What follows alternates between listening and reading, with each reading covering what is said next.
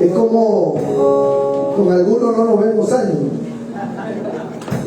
y con otros nos vemos siempre, pero igual es el mismo gozo, la misma alegría. Amén. Gloria al Señor. Estaba viendo que el COVID ya puede ser mejor oso que el otro, ¿no? El otro oso está un poquito así, como que le falta frijol. Un abrazo para todos los que nos ven, que están en sintonía con nosotros desde sus hogares. Un abrazo fraterno, los que están en las redes sociales y en otros países también, queriendo escuchar la palabra del Señor. Esta mañana vamos a meternos un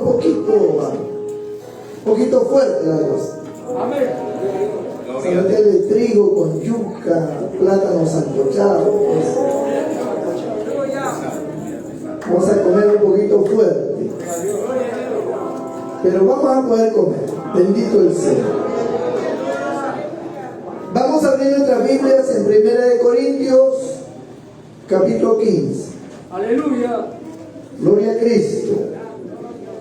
1 Corintios, capítulo 15.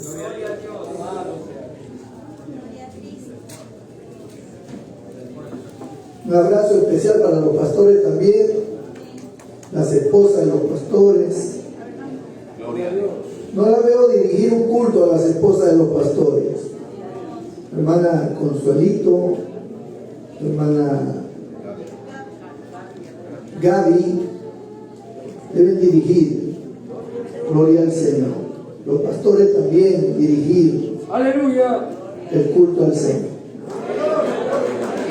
Gloria a Cristo. Muy bien.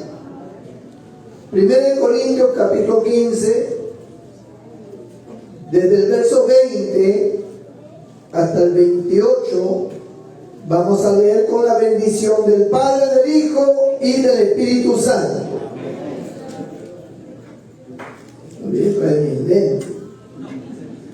Mas ahora Cristo ha resucitado de los muertos, primicia de los que durmieron es hecho. Porque por cuanto la muerte entró por un hombre, también por un hombre la resurrección de los muertos. Porque así como en Adán todos mueren, también en Cristo todos serán vivificados. Pero cada uno en su debido orden. Cristo las primicias, luego los que son de Cristo en su venida. Luego el fin, cuando entregue el reino al Dios y Padre, cuando haya suprimido todo dominio, toda autoridad y potencia. Porque preciso es que Él reine hasta que haya puesto a todos sus enemigos debajo de sus pies. Y el postrer enemigo que será destruido es la muerte. Porque todas las cosas las sujetó debajo de sus pies. Y cuando dice que todas las cosas han sido sujetadas a Él, claramente se exceptúa aquel que sujetó a Él todas las cosas. Pero luego que todas las cosas le estén sujetas, entonces también el Hijo mismo se sujetará al que le sujetó a Él todas las cosas, para que Dios sea todo en todos. El Señor bendiga su palabra. Tomen asiento, no dejen de bendecir al Señor. Mantengan sus Biblias abiertas para considerar la palabra del Señor.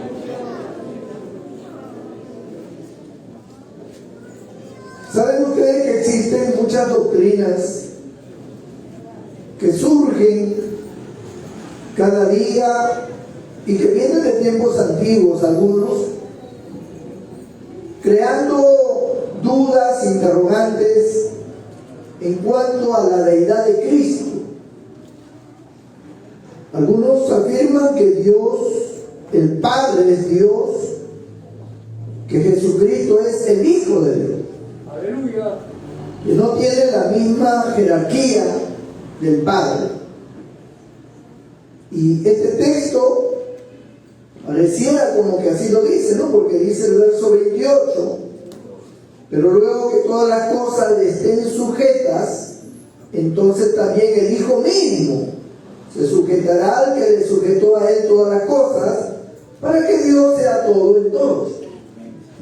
Si se ve, pues el Hijo mismo va a sujetarse. O sea, Dios está por encima del Hijo, y de hecho, así es como se tiene que ver, ¿no? Entonces, surgen corrientes doctrinales para decidir que Cristo en realidad no es Dios.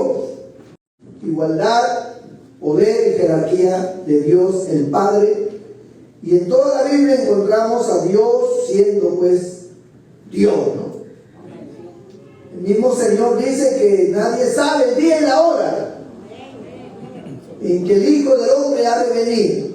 Cristo resucita entre los muertos y le dice a las mujeres, ¿no? Todavía no he subido a mi Padre, a mi Dios y a vuestro Dios. Gloria a Dios.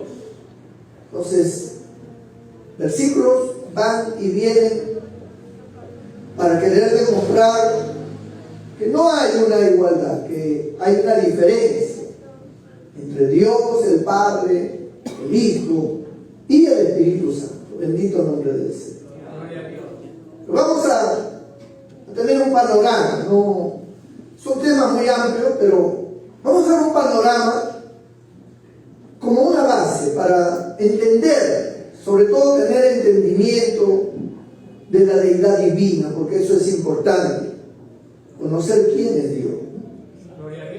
Ahora, según Isaías capítulo 43, verso 3, dice que desde la eternidad y hasta la eternidad yo soy Dios, dice. Entonces Dios es Dios porque es eterno, porque siempre existió. Mucha gente se pregunta y dice, ¿qué había antes de Dios? ¿Cómo surgió Dios? Pues de hecho que en este momento nuestra mente terrenal no puede entender ese aspecto que es un misterio, pero antes de Dios existía Dios, porque Dios no es un ser existente que tiene principio y fin. Dios no tiene ni principio ni fin, dice la Biblia. Bendito el Señor. Uno podrá romperse el coco tratando de saber o querer entender cómo surgió Dios, de dónde surgió Dios. Pero Dios es eterno, siempre existe, siempre. Bendito sea el Señor. Ahora, Dios es el creador de todas las cosas. Él es el creador de todas las cosas. En Colosenses, para que tengamos una idea, bendito el Señor, cuando nos habla de Cristo, miren lo que pasa. En el verso 15 del capítulo 1 de Colosenses dice: Él es la imagen del Dios invisible.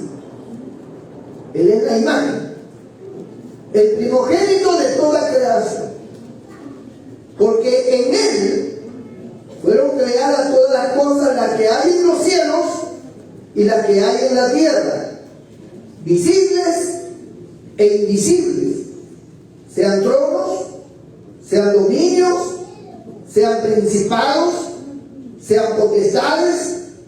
Todo fue creado por medio de Él y para Él, y Él es antes de todas las cosas, y todas las cosas en Él subsisten. Ahora, entendamos,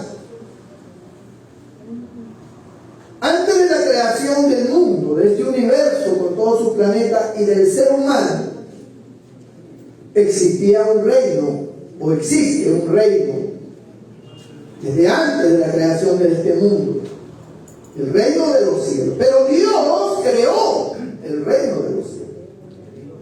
¿Y lo hizo a través de quién? A través de su Hijo Jesucristo. A través de Cristo, porque dice claramente, Él es la imagen. ¿De quién está hablando? Está hablando de Cristo, del Dios invisible, el primogénito de toda creación. Porque en Él fueron creadas todas las cosas, las que hay, dice, en los cielos, y la que hay en la tierra. Es decir, refiriéndose al reino de los cielos, Él es el creador. Aleluya. Él creó todas las cosas. Y todas las cosas está involucrado e inmerso los seres celestiales. Por eso más abajo dice, sean dominios, amén, sean principados, sean potestades, o sea, seres vivientes, y el reino de los cielos como lugar de residencia. Ambas cosas fueron creadas por el Señor. Y Él es antes de todas las cosas, dice. Él es antes de todas las cosas.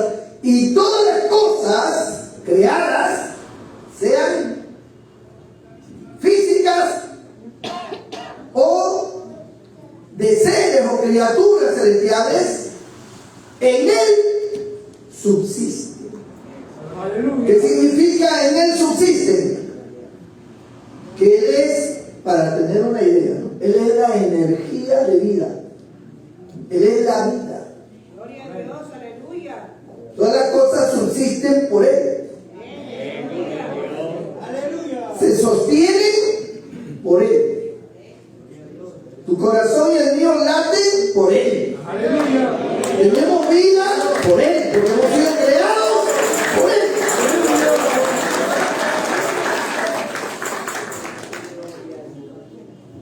Gloria a Dios. La Biblia, que es una manifestación de la voluntad de Dios, de lo que Dios quiere que conozcamos, fue diseñada para el hombre. Las escrituras no fueron diseñadas para los ángeles, ni para los arcángeles, fueron diseñadas para el ser humano. El ser humano, dice la Biblia en Hebreos, que fue creado poco menor que los ángeles. Es decir, su jerarquía de poder y de entendimiento no es igual al de los ángeles. Los ángeles nos superan en fuerza y en potencia. Amén. Son superiores a nosotros en todos los aspectos. Entonces nosotros fuimos creados menores que ellos, como seres terrenales. Aún en el estado de perfección, fuimos creados menor que los ángeles.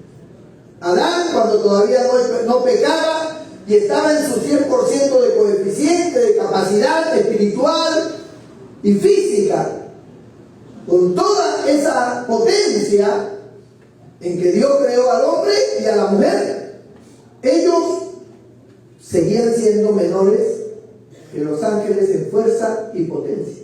Gloria a Dios. Fueron creados del polvo de la tierra. Gloria a Dios. Aleluya. Con el pecado, su condición es peor. O sea, si el hombre es menor que los ángeles, no están en una condición pecaminosa. Con el pecado, pues era mucho más pequeño todavía, ¿no? Porque el pecado embruteció al hombre, cegó el entendimiento del hombre.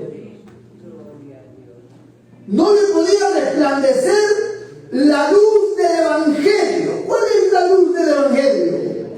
Los misterios del reino de los cielos. Aleluya.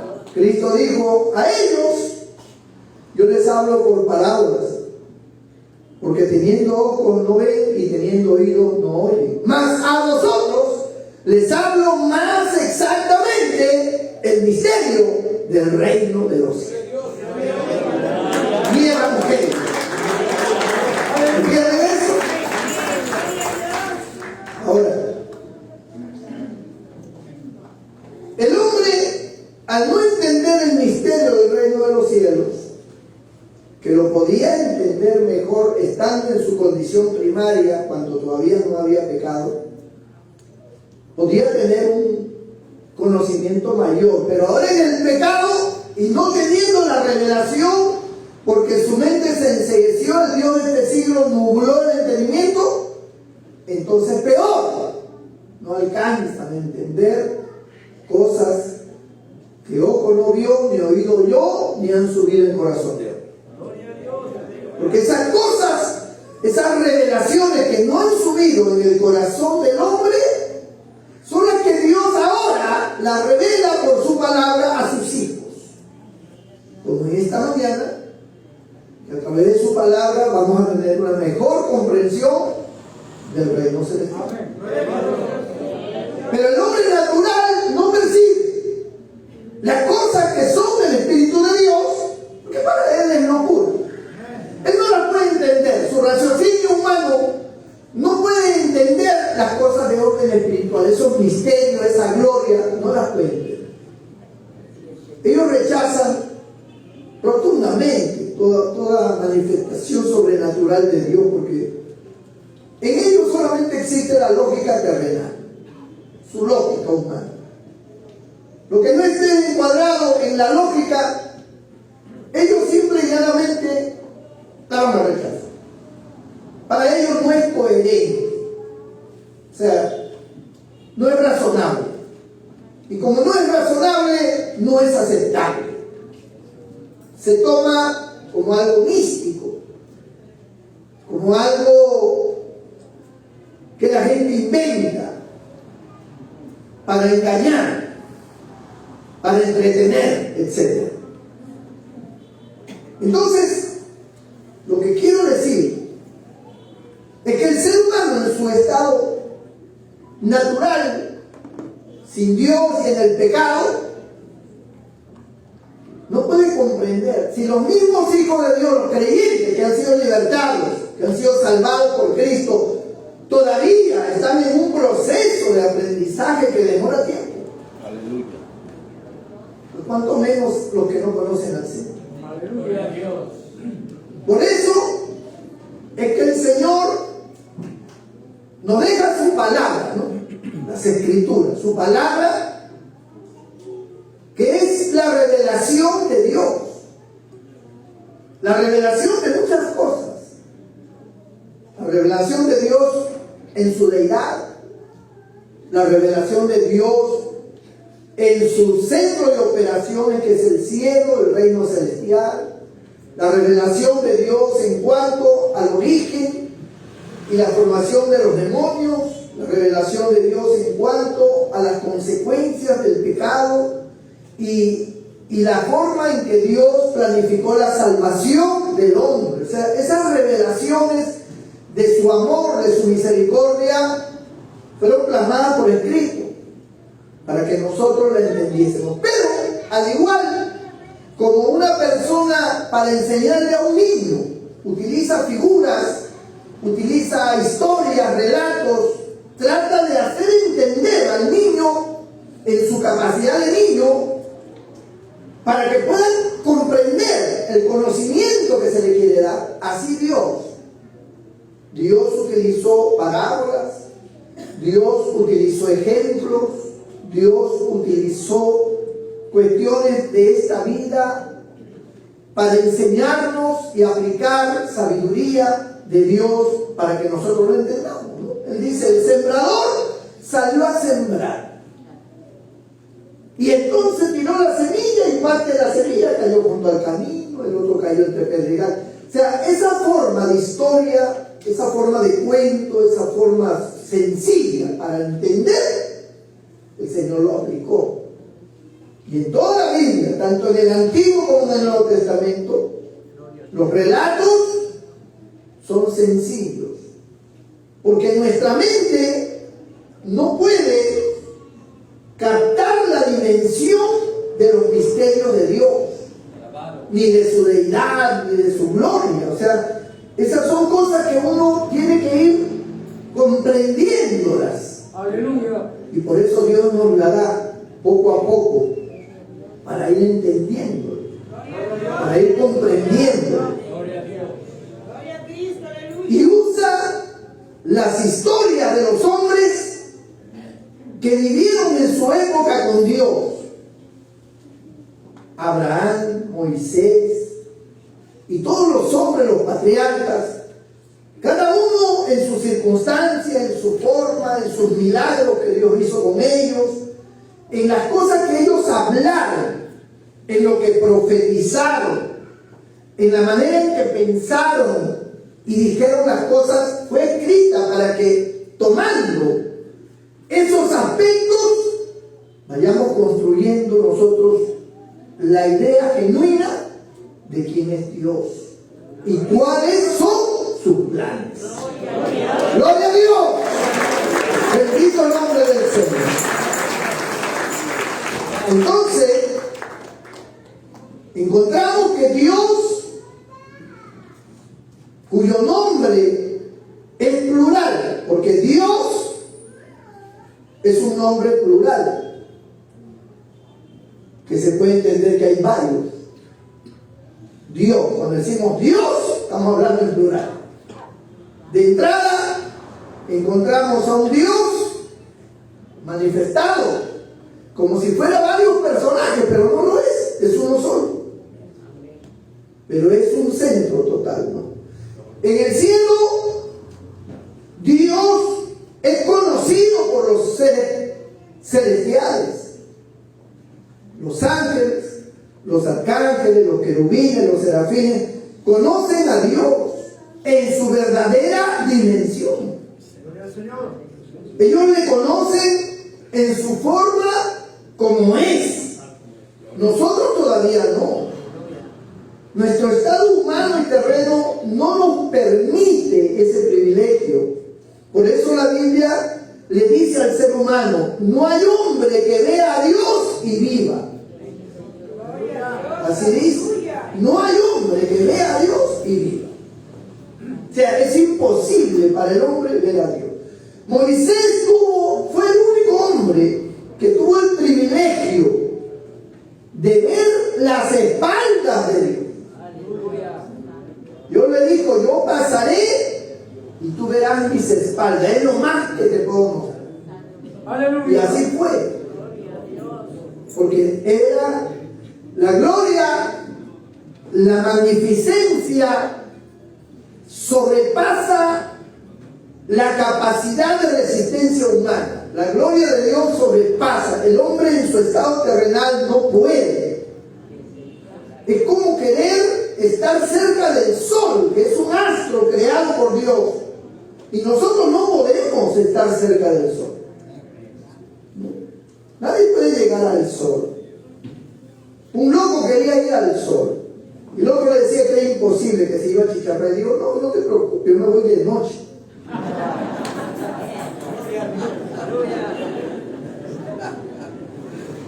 Así es el hombre, ¿no?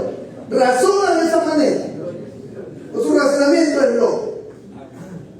Entonces, la gloria de Dios es tan grande que es imposible llegar a tener ese encuentro. Pero en el cielo, según las Escrituras, nosotros tendremos un cuerpo glorificado, un cuerpo celestial, un cuerpo de gloria, es lo que está diciendo. Nuestro cuerpo será glorioso, no de carne y hueso, sino un cuerpo de gloria, un cuerpo celestial, donde sí, a través de esa condición, sí podemos ver a Dios tal como es. Gloria a Dios. El apóstol Pablo dice: ahora vemos oscuramente, como un espejo, pero un día veremos tal como es. Y conoceremos cómo fuimos conocidos. Se habrá un despertamiento de la comprensión tal que conoceremos cómo fuimos conocidos. Es decir, cómo fue que Dios nos creó, para qué, en qué circunstancias. Todo eso lo entenderemos claramente en el cielo. Gloria a Dios. Y veremos a Dios. Lo veremos. Gloria al Señor. Ahora, la deidad de Dios está en discusión por el tema de que en la Biblia hay una manifestación trina. de Padre, Hijo y Espíritu Santo. Y eso es inaceptable para muchos teólogos, porque dicen, es imposible que haya tres dioses, porque aunque digan que es un solo Dios en esencia, que no sé más, están considerando tres dioses, porque ustedes consideran a Jesucristo aparte del Espíritu Santo y al Espíritu Santo aparte del Padre. O sea, son tres dioses, eso es imposible. Hay un solo Dios, dicen los teólogos, los unitarios, Jesús solo, los testigos de Jehová. Todos ellos afirman que Dios no puede ser tres personas, que Él sí puede tener a alguien. Por ejemplo, los testigos de Jehová afirman que Jesucristo es un ángel. En el mismo capítulo de Colosenses que hemos leído dice, Él es la imagen del Dios invisible, el primogénito de la creación. ¿Ya ves? O sea, fue el primero en ser creado, dice. Cuando dice ahí, el primogénito de toda creación. Bendito el Señor. Lo que ellos no comprenden o no quieren entender, que vuelvo a reiterar para que lo entiendan ustedes, que la Biblia fue dada para que el hombre comprendiera por medio de cosas que le fueran comprensibles. La Biblia no es una revelación directa de Dios en su sentido completo, sino es un libro que nos enseña de Dios, pero usando muchos elementos para tener una comprensión, porque nuestra mente es terrenal. Entonces hay que entender que cuando la Biblia declara acerca del Padre, del Hijo y del Espíritu Santo, está tomando forma para que sean comprensibles para nosotros. Por ejemplo, Juan capítulo 1, verso 1 dice, en el principio era el verbo. El verbo significa la palabra, porque se puede traducir, en el principio era la palabra, que es lo mismo que decir, en el principio era el verbo. El verbo o la palabra estaban con Dios. Cuando dice estaba con Dios, puede ser que esté al lado, ¿no? Puede ser que sea su ayudante, puede ser. Pero termina diciendo, y el verbo o la palabra era Dios. Aleluya. Aleluya. Gloria a Dios. Ahora, los ángeles en el cielo tienen una comprensión clara de quién es Dios. Para ellos Dios no es un nombre atribuible a ningún ser creado. Es como su papá o el mío, sea que esté vivo o no. Para usted está claro que papá hay uno solo. Que el otro puede haber actuado en reemplazo, pero no es tu papá. Es el marido de tu mamá que te ama, pero no es tu papá. Mamá hay una sola. La madrastra puede ser muy amada, te ama como un hijo, te quiere, te protege, pero no es tu mamá. Porque mamá es una sola. Nadie puede reemplazar. Pues Dios en el cielo, ante el criterio de todos los seres creados, Dios es Dios, no hay otro Dios. Aleluya. ¿Entienden? No hay otro Dios. Ahora, ¿cómo se ha personificado Dios en el cielo? Para que los ángeles puedan comprender. Hay una cosa que, por ejemplo, nosotros pasamos por alto. Los ángeles, cuando digo ángeles, estoy involucrando a todos los seres celestiales. Arcángeles, querubines, serafines. Los ángeles o los seres celestiales, ellos sí saben todos los mecanismos de operación para la salvación del hombre. Ellos saben cómo se inició todo el propósito de Dios para salvar al hombre. Ellos lo saben perfectamente. Ellos saben lo que Dios hizo. Ellos saben cómo lo hizo. ¿Por qué lo hizo? Ellos lo saben. Ellos están claros. Por eso cuando usted lee el capítulo 3 o 4 de Apocalipsis, hay una adoración celestial. La adoración está dirigida a Dios el Padre, está dirigida a Él. Dice que los 24 ancianos se postran y extienden sus coronas y adoran a Dios. Y cuando usted entra al capítulo 5 de Apocalipsis, usted encuentra que hay la misma adoración, pero ya no a Dios, sino al Cordero. Y ellos se expresan y dicen: digno es el Cordero de ser adorado, por cuanto ha vencido, dice, ¿no? Y se postran y extienden su corona igual que lo hicieron con el Padre. Jamás los ángeles harían algo así si no entendieran que el Cordero que representa a Cristo es Dios. Porque ellos no van a adorar a nadie que no sea Dios. Ellos no van a adorar a un ángel superior.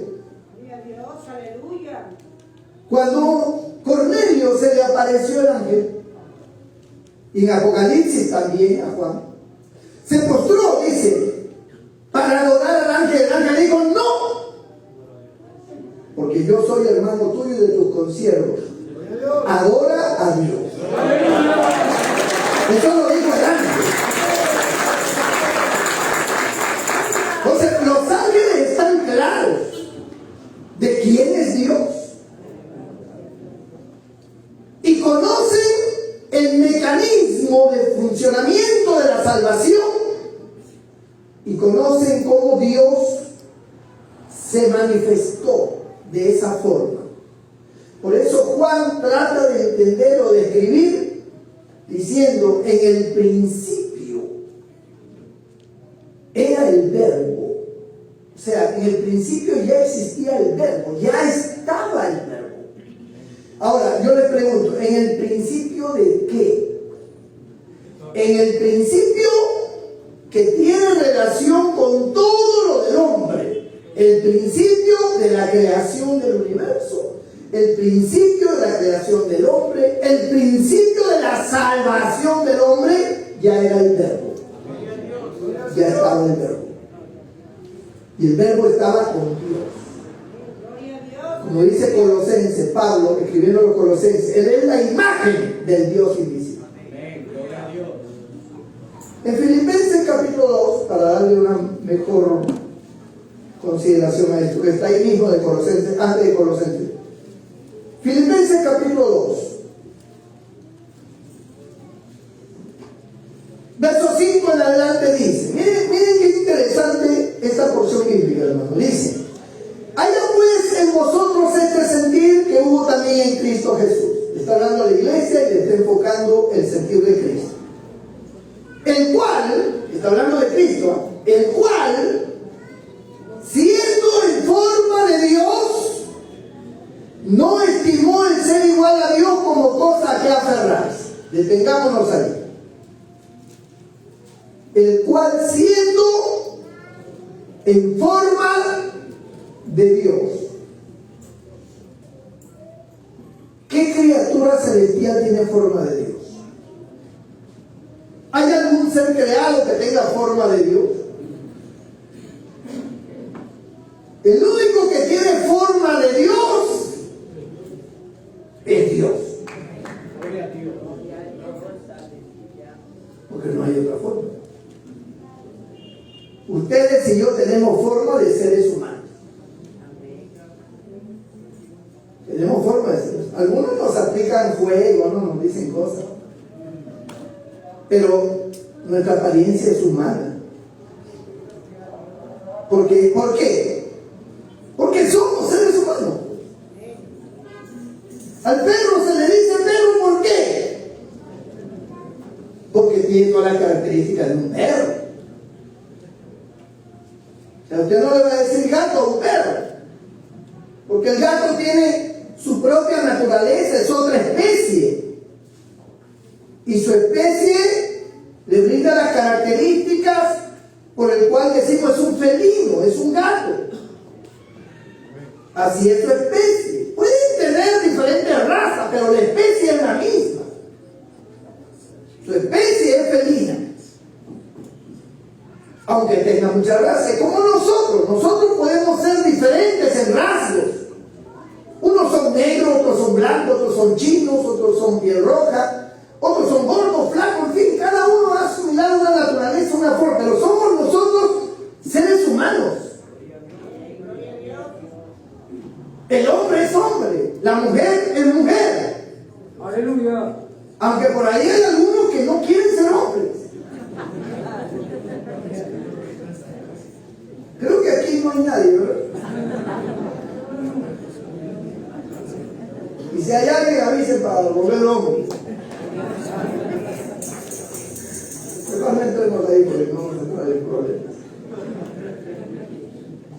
Podemos diferenciarnos en forma, en tamaño, en, no sé, en rasgos. Pero somos hombres. Aleluya. Y las mujeres son mujeres. Somos seres humanos. Usted no es de otro planeta, usted no es mitad animal, mitad hombre, como los griegos que hacían sus esculturas, ¿no? El cuerpo de hombre con cabeza de perro o con águila, como águila. No, esa era mitología. Adoraban así a los dioses. Pero la realidad es que el hombre es hombre y la mujer es mujer. Somos seres humanos. Y todo el que nos ve sabe que somos seres. Entonces los ángeles en el cielo saben y están conscientes que Dios es. ¿Quién es Dios? Nadie puede tener la forma de Dios si no es Dios. Aleluya. Nadie puede tener la forma de un hombre si no es hombre. La forma de mujer si no es mujer. Si no es ser humano. El cual siendo en forma de Dios, no estimó el ser igual a Dios como cosa a que aferrarse, dice, ¿no? Bendito nombre del Señor. Sino que se despojó a sí mismo, tomando forma de siervo hecho semejante a los hombres. Aquí hay una revelación del principio de la salvación. O sea, ¿cuándo ocurre esto? ¿Cuándo es que el Señor, siendo en forma de Dios, desestima ser igual a Dios como cosa a que aferrarse? Se despoja de su naturaleza divina, de su deidad, de su poder, de su jerarquía. Se despoja y se hace hombre. Porque Cristo vino como hombre, Él no vino como Dios. Vino como hombre. Por eso es que se llama Hijo del Hombre. Porque vino como hombre. ¿Cuándo ocurre eso? Cuando Dios, el Padre, decide salvar a la humanidad.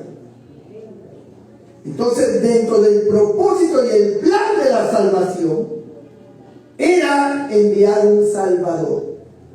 Pero este Salvador no podía ser un ángel. Tenía que ser Dios mismo. Dios mismo iba a tomar forma de hombre y se iba a convertir en hombre, despojado de su deidad. San Pablo, cuando le escribe a Timoteo, dice: grande es este misterio. Dios fue hecho carne. Es un misterio, dice Pablo. ¿Cómo es que se hizo carne? No entendemos, pero se hizo carne. En el principio era el verbo era con Dios, el verbo era Dios. Y el verso 14 dice: y aquel verbo se hizo carne. Así dice.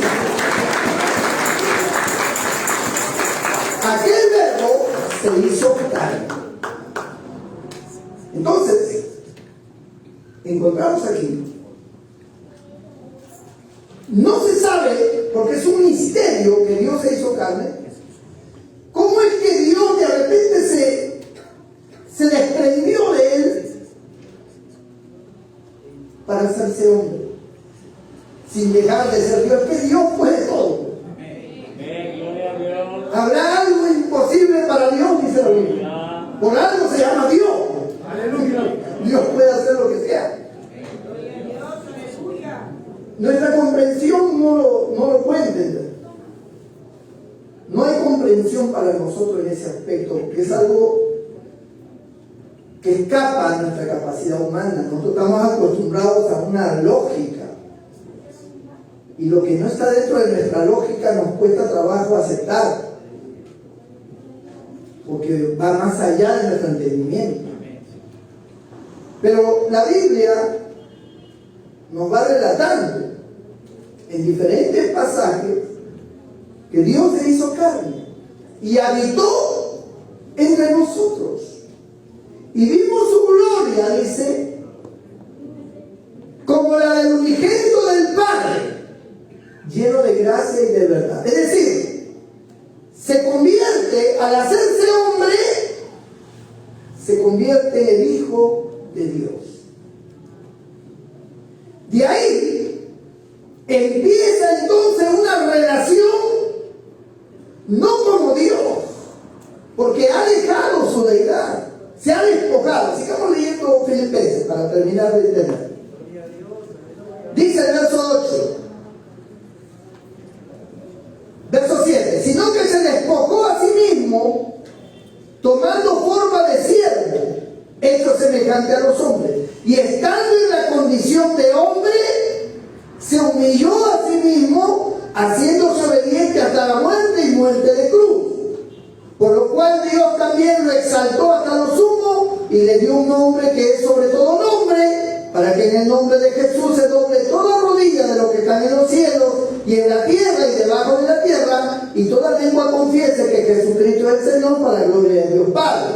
A partir de ese momento en que Él se despoja de su deidad, de su divinidad, y viene como hombre, expuesto a las mismas condiciones de tentación, de frío, de calor, tal como el hombre tiene que enfrentar la vida y tiene que enfrentar al diablo, de la misma manera. Pero dice la Escritura que siendo hijo aprendió la obediencia y fue obediente hasta la muerte y muerte de cruz. Él tenía un libre albedrío y estaba sufriendo las inclemencias del ataque. Cuando Él está en el huerto de Getsemaní, estoy hablando de Cristo, nuestro Señor, Él está en el huerto de Getsemaní, Él siente la presión satánica sobre Él porque viene la muerte. Él jamás, como Dios, jamás ha experimentado la muerte, jamás ha experimentado el pecado, jamás ha experimentado el temor como Dios. Pero ahora, estando en la condición de hombre, Él empieza a experimentar. Gloria a Dios, aleluya.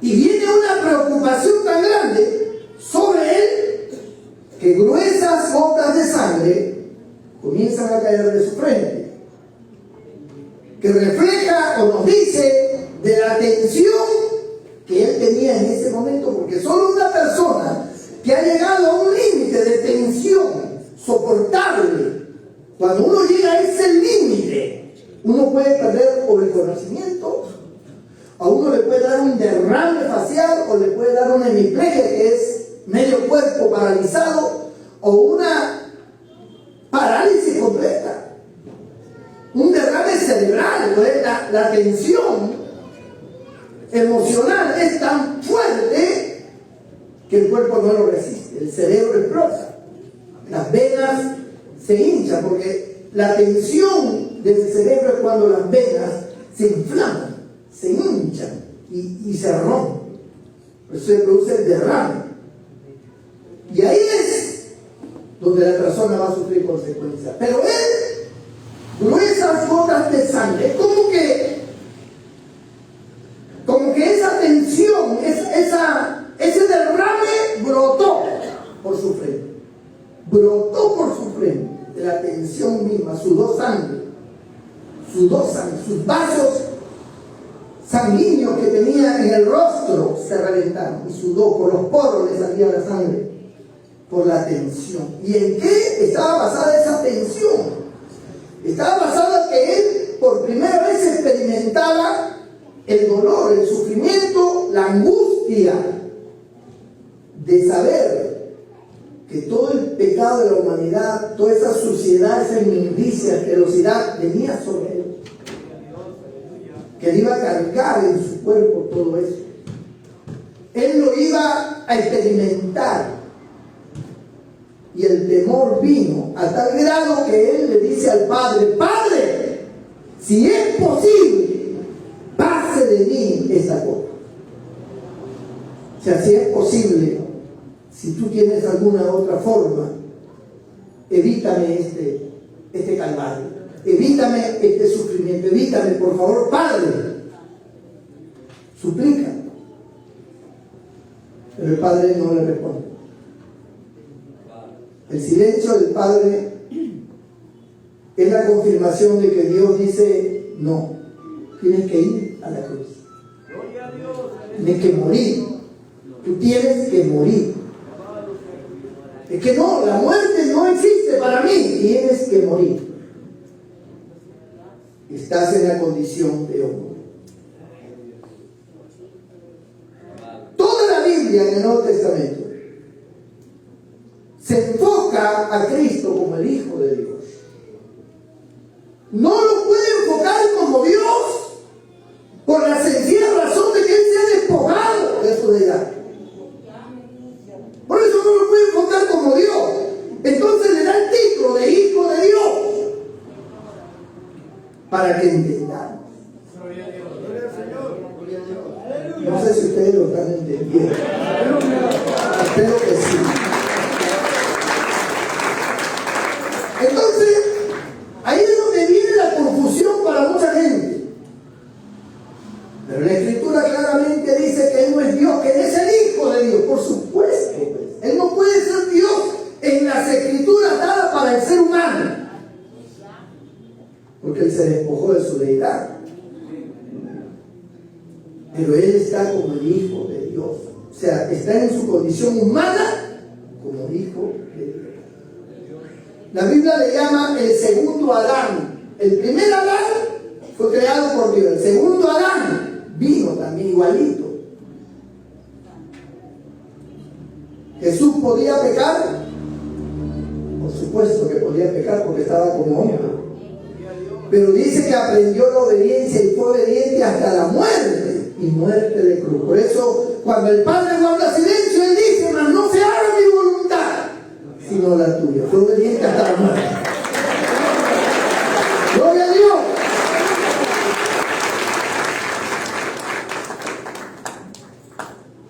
La Escritura comienza a dar enfoques acerca del Hijo de Dios y el Padre.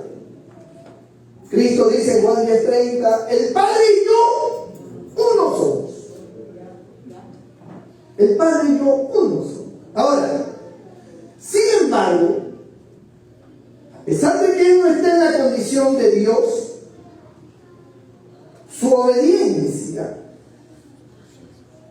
le ha brindado la capacidad de mostrarse en el propósito eterno. Es decir, hubo un momento en que el Señor se mostró en su eternidad tal como Él es. Un día estaba con sus discípulos y subieron a un monte y se transfiguró delante de ellos.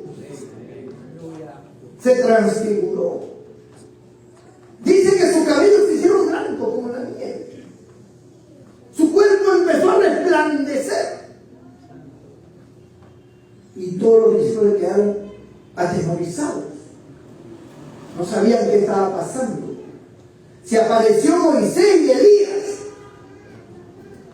Y Pedro, atemorizado, sin saber qué pasaba, dice: Señor, conviene que hagamos una enramada, es decir, hagamos aquí una choza, un círculo, para morar aquí, contigo, con Moisés y con Elías, ¿no? Como diciendo: ya aquí nos quedamos. Esa transfiguración mostraba, si bien es cierto, él se había despojado de su deidad para cumplir el propósito. El que se haya despojado voluntariamente no le quitaba su esencia. Su esencia seguía siendo de Dios. ¿Comprenden eso? Pero para el propósito humano, él era humano. Pero su esencia, su naturaleza siempre será divina. Por eso es que su sangre no es humana. Su sangre, ustedes saben que el papá es el que aporta la sangre en mayor fuerza que la mamá. Pero en él estaba la sangre divina. Por eso es que su sangre limpia de todo pecado. Bendito nombre del Señor. Él no pierde su esencia, pero él no utiliza su capacidad divina. Él no utiliza su esencia divina para enfrentar al diablo. Él utiliza su condición de hombre. Y le enseña a los discípulos cómo ser victorioso ante el enemigo. Dice que el Señor oraba toda la noche, se apartaba y oraba toda la noche. Ayunaba. Él estaba en comunión con el Padre. Un día le dijeron: Señor, ¿por qué nosotros no, los discípulos, ¿no?, le dijeron a él, ¿por qué nosotros no pudimos echar fuera el demonio de ese muchacho? Por dos razones. Una, por nuestra poca fe. Y dos, porque este género, ese tipo de demonio no sale sino con ayuno y oración. No le está diciendo que había que ayunar para orar por él. No le está diciendo eso. Lo que le está diciendo es: ustedes no ayunan. Y como no ayunan, no están preparados para enfrentar circunstancias como estas. Si ustedes ayunaran y se presentara esta situación, ustedes tendrían poder sobre él. Eso es lo que le estoy diciendo. Entonces, los discípulos no pudieron echar fuera el demonio. El Señor, amado hermano, manifestó su gloria por su obediencia, por su sujeción, por llevar una vida entregada, negándose a sí mismo, ayunando, orando. Esa negación como hombre hacía que el Espíritu de Dios lo dotara de capacidades sobrenaturales. Él las tenía como Dios en esencia, pero él se había negado a ello. Por lo tanto, no podía usarlo de él como Dios, sino se lo ganaba, como se gana un creyente cuando empieza a buscar a Dios, se dota del poder de Dios. Así igualito lo hizo él. Bendito sea el Señor. Como yo he vencido, vosotros también venceréis. Entonces, el Señor actúa de esa manera, y los pasajes bíblicos que hablan de él, pues lógicamente lo mencionan como el Hijo de Dios, como el Hijo del Hombre. Lo mencionan que está sujeto al Padre. Lo mencionan después del Padre. Pero está en su condición humana.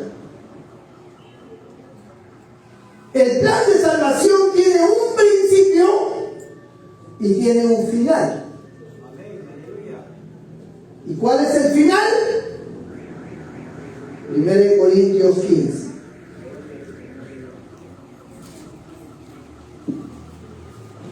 Versos 27 y 28. Para que vean el final. Dice: porque todas las cosas las sujetó debajo de sus pies.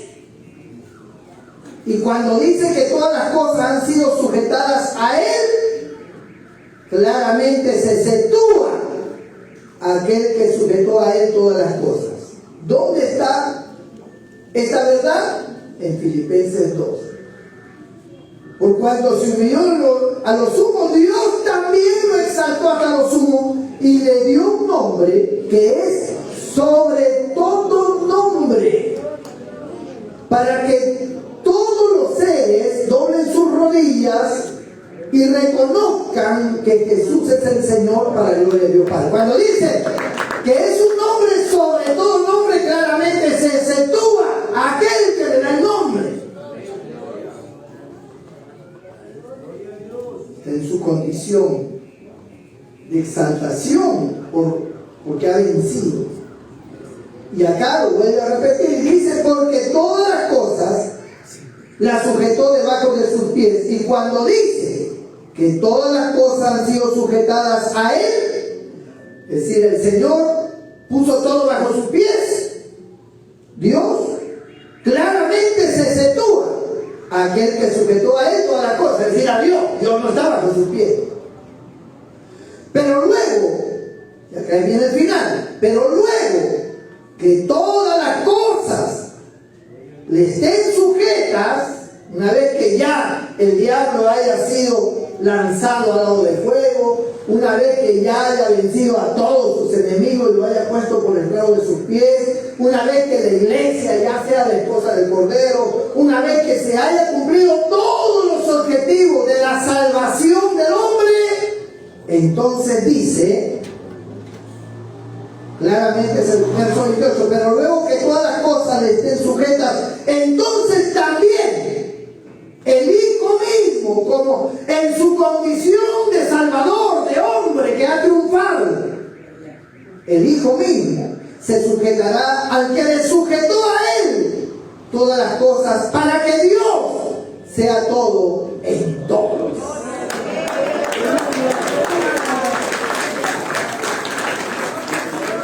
Para que sea más fácil de entender.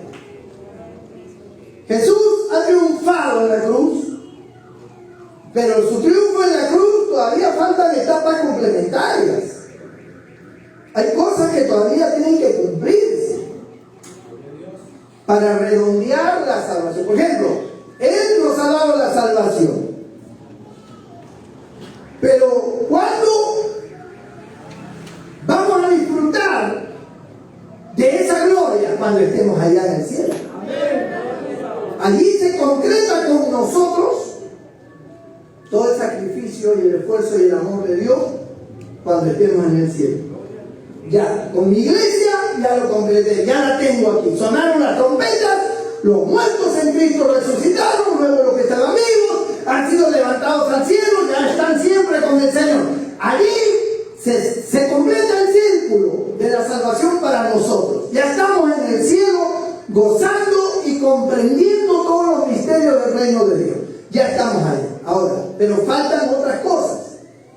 En la tierra todavía queda vigente etapas, porque hay un anticristo, hay una bestia, hay el diablo gobernando, hay una batalla que tiene que ver, que tiene que librarse. Cristo tiene que venir con su sangre y con su iglesia para destruir a todos los enemigos, gobernar por 1000 años, y después viene de los 1000 años, ya viene el gran juicio del trono blanco. Es decir, todo ese proceso de cosas tiene un final. Son lanzados los enemigos de Dios al lago de fuego. El diablo también es preso, es lanzado, y también el anticristo, la bestia, el falso profeta, son lanzados. Se extermina por completo y se produce cielo nuevo y tierra nueva. Se completa el círculo. Ahora, ¿qué es lo que hay? Lo que hay es lo que hubo en el principio, un reino en los cielos sin problemas, sin enemigos, sin traidores como lo fue Luzbel, que convertido luego en el diablo y su séquito, fueron lanzados al abismo.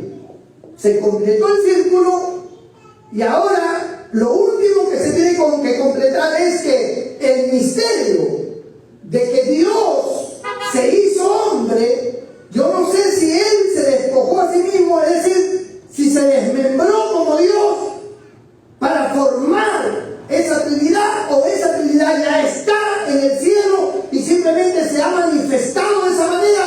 Pues ese círculo tiene que culminar, vuelve nuevamente a su estado natural, vuelve nuevamente a su estado natural.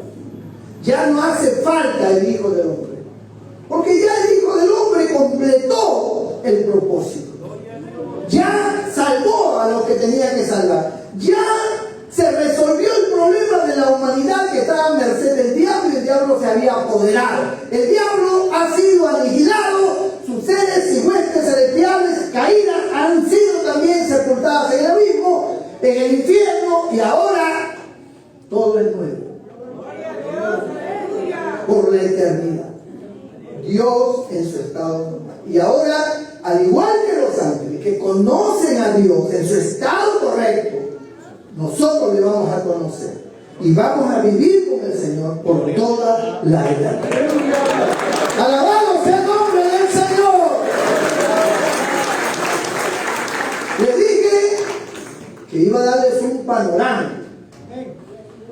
Hay muchos detalles, hay muchas cosas que hablar, pero les doy un panorama para que tengamos claro que en la mente de Dios y en el corazón de Dios hubo un plan específico que tenía que tener un principio y tenía que tener un final. El plan de salvación tiene principio y tiene final.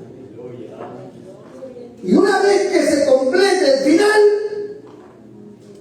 ya no hace falta el Hijo del Hombre, el Hijo de Dios, ya no hace falta.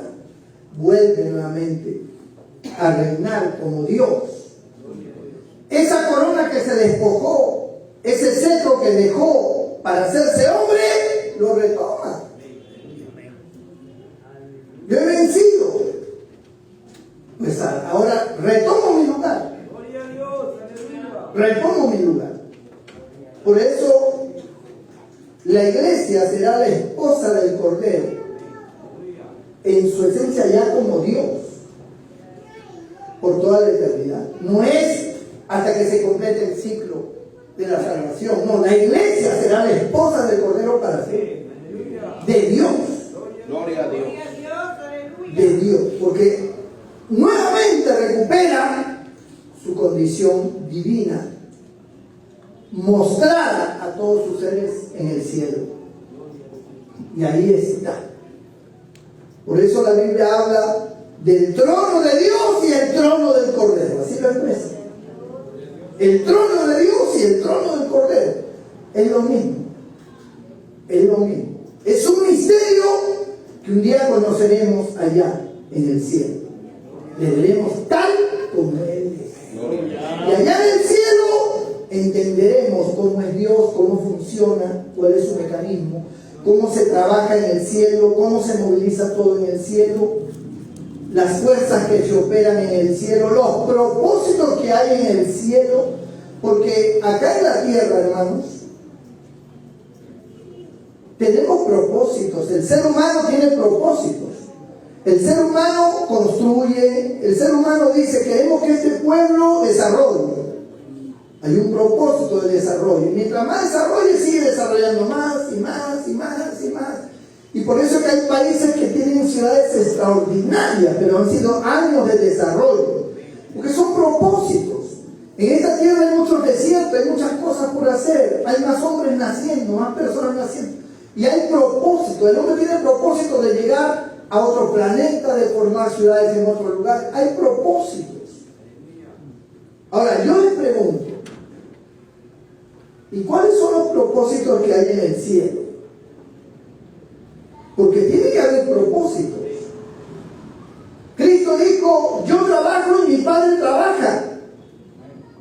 trabaja. Los ángeles trabajan. ¿En qué trabajan? ¿En qué operan?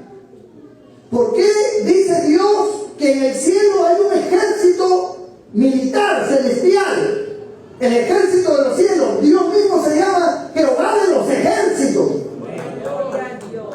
Cuando el profeta mandó a su criado afuera para que viera, dice que él vio a los enemigos que habían rodeado y el criado entró todo asustado corriendo. Señor, mi Señor, afuera estamos rodeados de enemigos. Y el profeta oró y dijo: Señor, abre los ojos de mi siervo para que vea que más son los que están con nosotros que los que están con ellos. Y le dijo: ve y ve de nuevo. Y cuando el criado salió, vio al ejército enemigo, pero encima de ellos dice que vio millares, un ejército celestial que estaba en el aire con carros de fuego, espadas de fuego.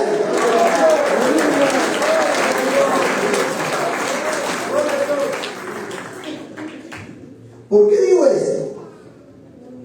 Porque ese ejército es celestial. Ahora, la pregunta es: ¿para qué Dios tiene un ejército si en el cielo todo es paz y tranquilidad? Es un guerrero. ¿Asunto de qué Dios tiene un ejército? ¿Habrán otro mundo, otros dioses? ¿Habrá alguna amenaza superior que no está revelada, que no está entendible para nosotros? ¿Qué hay? Se lo dejo tarea para el próximo mes. Es fácil. Por supuesto que no es fácil. Nuestra mente no entiende, no puede captar. Pero están escritas. Y uno tiene que abrirse en signo de interrogación, porque dice: hay ejército. Es como cuando la Biblia dice: en la casa de mi padre muchas moradas hay. Hoy puedes a preparar lugar para vosotros. Se está hablando de que hay muchas casas. Ahora, ¿para qué son las casas? ¿No son para habitarlas? ¿Y cómo las habitan?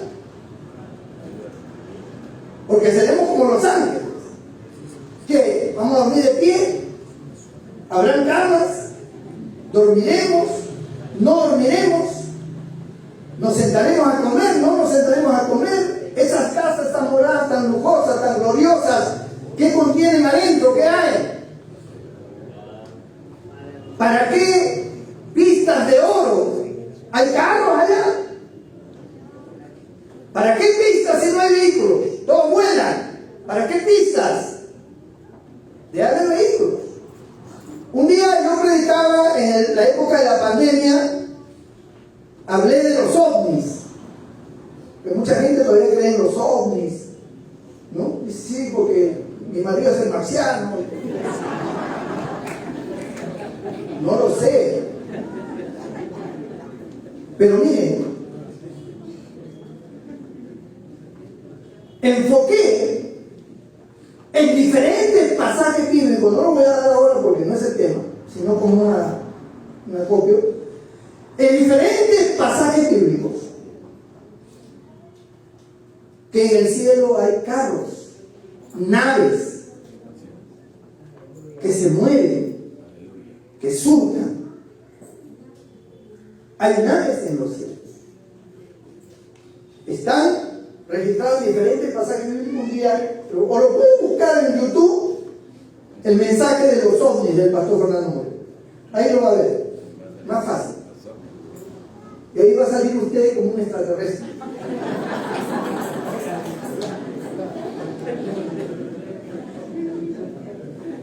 A lo que voy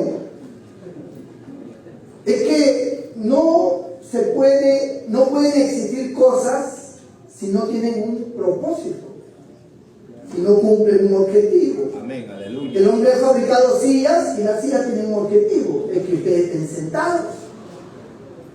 Las sillas son para sentarse. Pero si estamos volando o parados en el cielo y hay sillas, ¿para qué son las sillas? Gloria a Dios.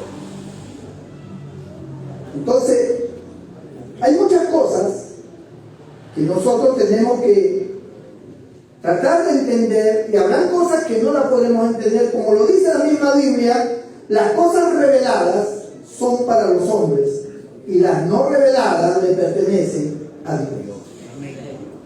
Hay cosas reveladas y cosas no reveladas, que solamente se tienen que aceptar por fe. Tú no te preocupes si hay sillas, si hay mesas, si hay camas. Tú preocúpate por llegar al reino de los cielos, es lo que está diciendo la Biblia. Porque si te vas a enredar al igual que el pastor Moreno, en que para qué hay esto, para qué, tú procura entrar al reino de los cielos. Ya ahí comprenderemos más claramente. Lo que pasa es que yo estoy abocado al estudio de la Biblia, cosa que usted no lo está. Usted está en la cuestión de su trabajo, tratar de entender a su mujer, procurar convivir con la suegra, y todo eso son problemas muy grandes. Entonces, usted no está en esa capacidad de poder, pero yo soy pastor y me dedico a esto.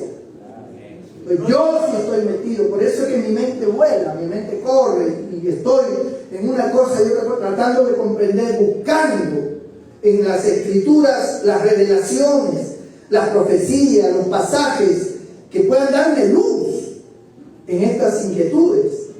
Porque estoy abocado en eso. Y entonces, una vez que yo tengo ya el conocimiento, que puedo probarlo bíblicamente, entonces vengo acá y se las doy a ustedes. Así de facilito para ustedes.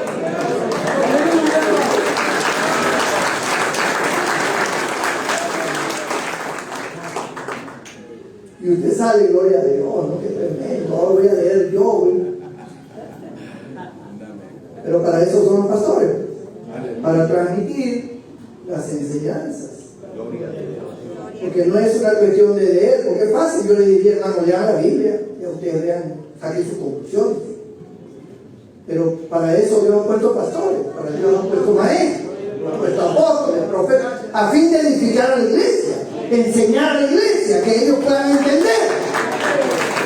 Así como Cristo le dio entendimiento a sus apóstoles, así como los apóstoles enseñaron a otros. Así fue Dios. Un día yo me moriré y usted enseñará a otros. Y así será. Gloria a Dios, aleluya. Entonces, para eso Dios llama. Y para eso Dios escoge. Pero una cosa les digo, ¿no? Estas cosas hermosas de Dios hay que valorarlas. Hay que valorarlas más que su propia vida y su entorno. Sea familia, laboral, estudiantil, lo que sea, económico, estas cosas hay que valorarlas más. Porque estas cosas tienen principios eternos. Lo otro se termina en cualquier momento. Usted construyó una casa tremenda, un terremoto, pum, pum, pum, abajo. Se acabó la casa. Pero esto no, esto tiene principios eternos, esto no se acaba. Gloria a Dios. Esto nos va a llevar a dimensiones extraordinarias. Un día conoceremos todas las cosas más claras que nunca. Nuestra familia que ha muerto en el Señor, los creyentes que han fallecido en el camino del Señor, sirviendo a Cristo, tal vez sin tener mayor comprensión de lo celestial, ellos se han ido al cielo y ellos en este momento, ellos dicen, si mi pastor conociera lo que yo conozco ahora. Si el pastor Moreno viera lo que yo estoy viendo ahora. Bendito el Señor. Y que allá es que se hable de él. Se revela todo. Y allá donde, así era. Así era. Gloria a Dios. Pero acá nos hacemos un mundo con doctrinas, que uno dice una cosa, el otro dice otra cosa. Yo estoy claro quién es Dios, qué hizo Dios por mí, cómo se manifestó el plan de salvación. Y para mí Cristo es Dios. Aleluya. Es Dios Gloria a Dios. en su esencia, porque el único que tiene la forma de Dios. Es Dios porque lo adoraron y se dejó adorar. Es Dios porque puede estar en muchos lugares al mismo tiempo y ese es un atributo único y exclusivo de Dios. Donde quiera que hayan dos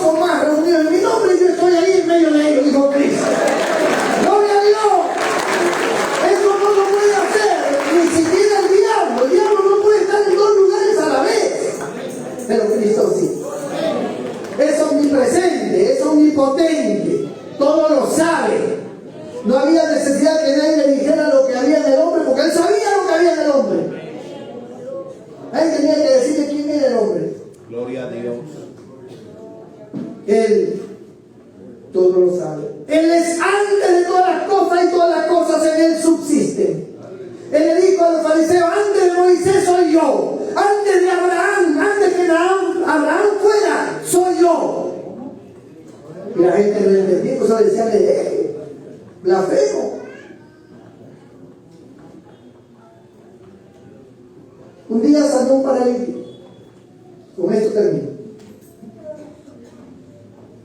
Y la gente le reclamó porque había sanado el paralítico el sábado. El sábado era el día de reposo para los judíos. Para los judíos, no para nosotros. Comenzaron a murmurar. Y el Señor, que sabe todo, dice: ¿qué es más fácil decir? ¿Tus pecados te son perdonados? O decirle al paralítico: levántate, toma tu lecho y vete a tu casa. Gloria a Dios. Porque él había dicho que te perdono tus pecados. Y ellos dijeron: ¿quién es este para perdonar pecados? Se cree Dios.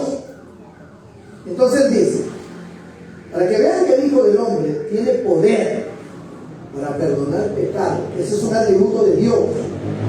Le digo al paralítico: levántate, vete a tu casa. Toma tu lecho y vete a tu casa.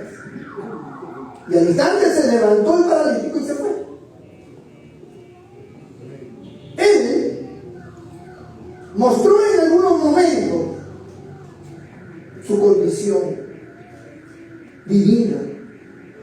Hubo un momento en que él manifestó su condición divina, pero no la usó como el propósito para la salvación, sino la manifestó para que pudieran entender quién era él. Por eso cuando él pregunta a sus discípulos, él dice: ¿quién dice la gente que es el Hijo del Hombre? Está hablando como hombre, el Hijo del Hombre. Pues bueno, uno dice que eres Elías, otro dice que eres Juan el Bautista que resucitó de los muertos, otro dice que eres Jeremías. Y vosotros, le dice, ¿quién decís que soy yo? Entonces Pedro dice: tú eres el Cristo, el Hijo del Dios viviente. Bienaventurado eres Simón, hijo de Jonás, porque no te lo reveló carne ni sangre, sino mi Padre que está en los cielos. Hubo una revelación de su deidad, a pesar de que la revelación estaba concentrada para el ser humano como el Hijo de Dios. No pasaba de ahí. Pero su esencia, porque su esencia era divina. Por eso, para mí es claro que Jesucristo es Dios.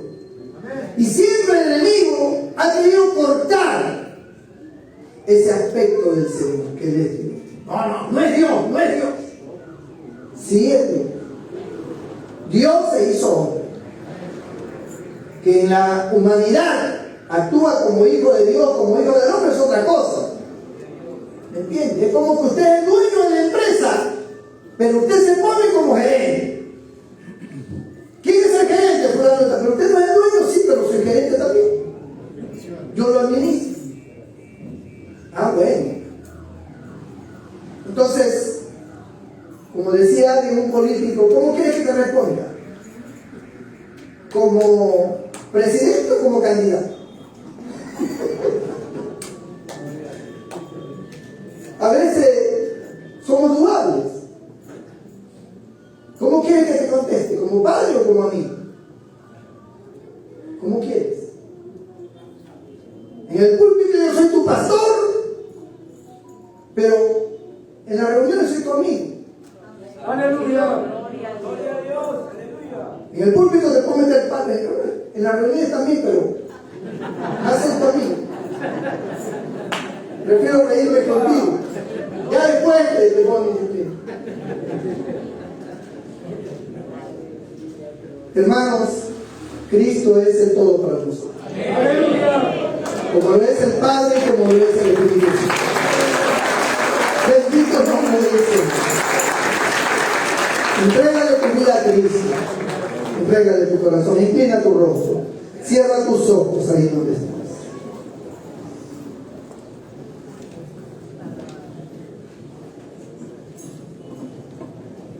Si hay alguien en esta hora que diga, pastor, ore por mí, porque es tanta la misericordia de Dios, es tanto el amor del Señor, que verdaderamente yo no lo merezco. Pero qué bueno es saber que Dios me ama y que hizo todo lo que hizo para salvarme, siendo yo nada, siendo yo tan pequeño, tan inmundo. Pero como Dios planificó la salvación y se despojó a sí mismo para hacerse hombre. ¿Cómo no voy a agradecerle? Oré por mí para que Dios me perdone, porque le he fallado, porque he sido ingrato, porque he sido incrédulo, porque por cosas menores a veces dejo al Señor. Que Dios me perdone. Si hay alguien que quiere que yo haga la oración, levanta tu mano derecha y yo haré una oración por ti.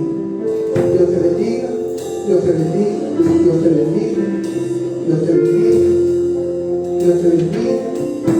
Voy a orar por ti, Dios te bendiga. Allá hay vidas que levantan sus manos. Qué bueno.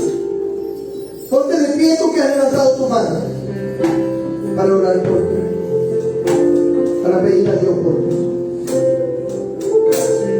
Cierra tus ojos, inclina tu rostro, dile: Señor, aquí estoy, perdóname, perdona mi ingratitud, perdona de cuántas cosas me he perdido,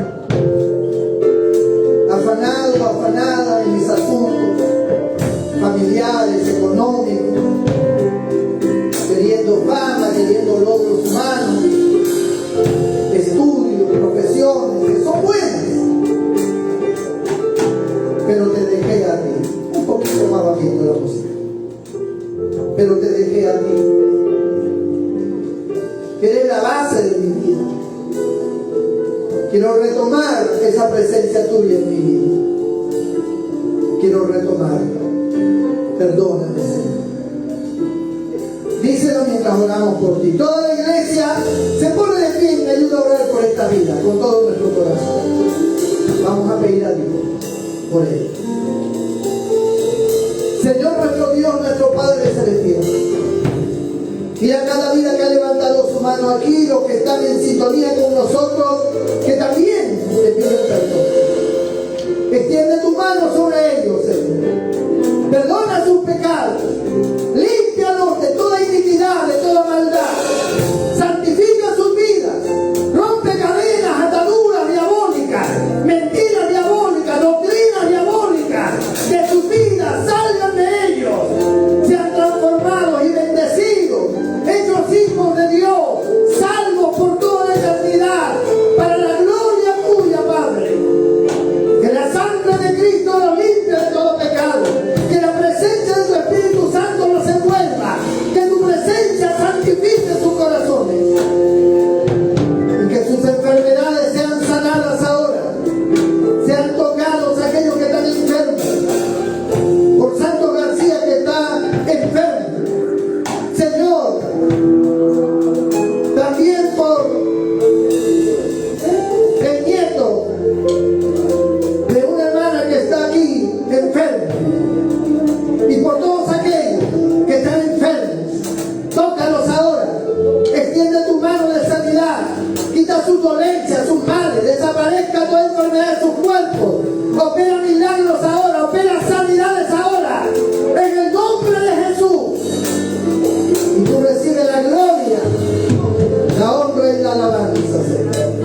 En el nombre de Cristo, amén y amén. Dale un fuerte aplauso al Señor. ¡Gloria a Dios!